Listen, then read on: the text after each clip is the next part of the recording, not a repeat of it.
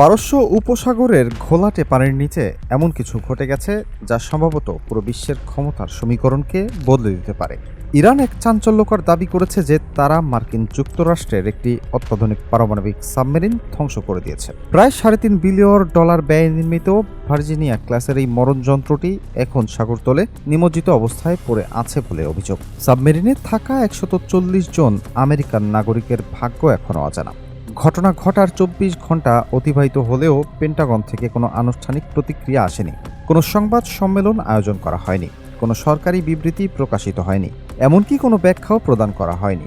শুধুমাত্র একটা অস্বস্তিকর নীরবতা, যা প্রমাণ করে দিচ্ছে কিছু একটা অত্যন্ত খারাপ সংঘটিত হয়েছে। এই ভয়াবহ ঘটনার সূত্রপাত ঘটে গত সপ্তাহের 17 এপ্রিল তারিখে। সেদিন পেন্টাগনের সেন্ট্রাল কমান্ডের সঙ্গে নিয়মিত যোগাযোগ রক্ষা করে পারস্য উপসাগরে টহলরত ইউএসএস কলোরাডো নামক ভার্জিনিয়া ক্লাসের সাবমেরিনটি হঠাৎ করে সমস্ত ধরনের যোগাযোগ বিচ্ছিন্ন করে ফেলে। পৃথিবীর সবথেকে উন্নত যোগাযোগ প্রযুক্তি সত্ত্বেও সাবমেরিনটি মুহূর্তের মধ্যে যেন কোথাও উধাও হয়ে গেল। প্রথম দিকে পেন্টাগনের কর্মকর্তা বৃন্দ ভেবেছিলেন সম্ভবত কোনো প্রযুক্তিগত ত্রুটি হয়েছে, কিন্তু যখন সাবমেরিনের জরুরি অবস্থান নির্দেশক যন্ত্রপাতিও সাড়া দিল না, তখন ওয়াশিংটনের নীতি নির্ধারকদের মধ্যে গভীর উদ্বেগ ছড়িয়ে পড়ে। তারা উপলব্ধি করতে শুরু করেন এটা কোনো সাধারণ দুর্ঘটনা হতে পারে না। ঘটনার মাত্র কয়েক ঘন্টা পরেই ইরানের রেভলিউশনারি গার্ড কর্পসের নৌবাহিনী থেকে একটি ছোট কিন্তু অত্যন্ত বিস্ফোরক বিবৃতি প্রকাশ করা হলো। তারা দাবি করে পারস্য উপসাগরের সার্বভৌমত্ব লঙ্ঘনকারী একটি আগ্রাসী শত্রু সাবমেরিনকে সফলভাবে শনাক্ত করে নিষ্ক্রিয় করে দেওয়া হয়েছে। এখানে লক্ষণীয় বিষয় হচ্ছে ইরান সরাসরি ডুবিয়ে দেয়া কিংবা ধ্বংস করার মতো শব্দ ব্যবহার না করে বরং নিষ্ক্রিয় করা শব্দটি প্রয়োগ করেছে।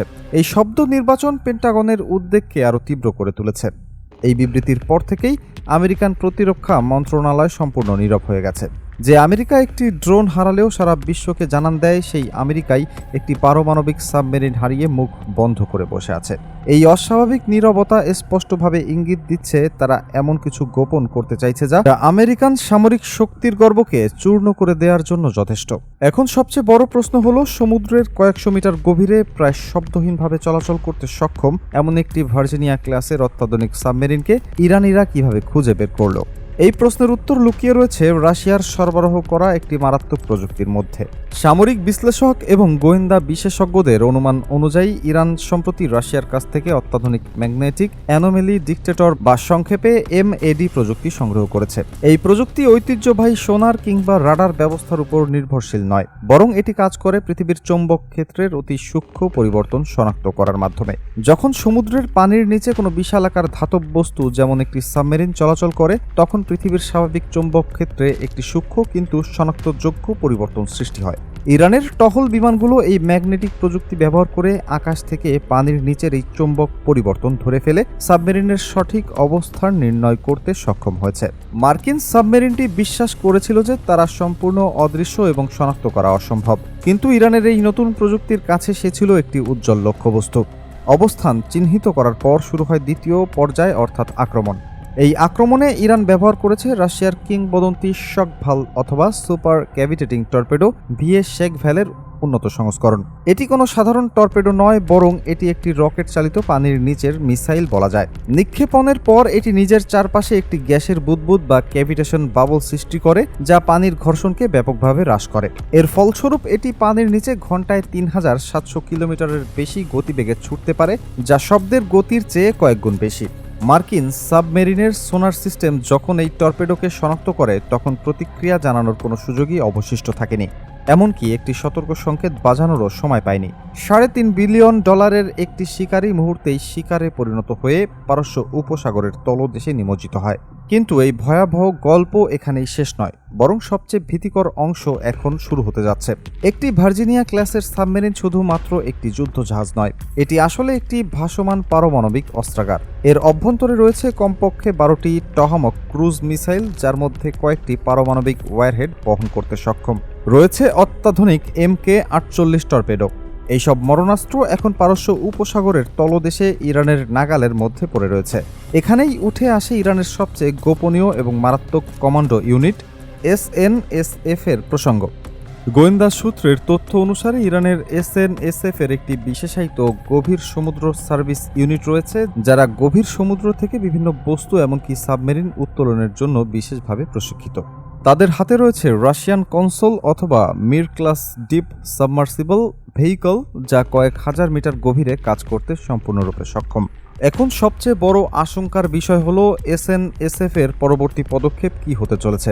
তারা কি সত্যিই আমেরিকার এই ডুবে যাওয়া সাবমেরিন থেকে টমাহক মিসাইলগুলো উদ্ধার করে নিজেদের অস্ত্র ভাণ্ডারে যুক্ত করবে? যদি তারা একটিও পারমাণবিক ওয়ারহেড বহনক্ষম টমাহক মিসাইল হস্তগত করতে পারে, তাহলে আঞ্চলিক ক্ষমতার ভারসাম্য সম্পূর্ণরূপে উল্টে যাবে। ইরান তখন আর শুধু একটি আঞ্চলিক শক্তি হিসেবে সীমাবদ্ধ থাকবে না, বরং রূপান্তরিত হবে একটি পারমাণবিক পরাশক্তিতে, যার নাগাল পৌঁছে যাবে ইউরোপ পর্যন্ত।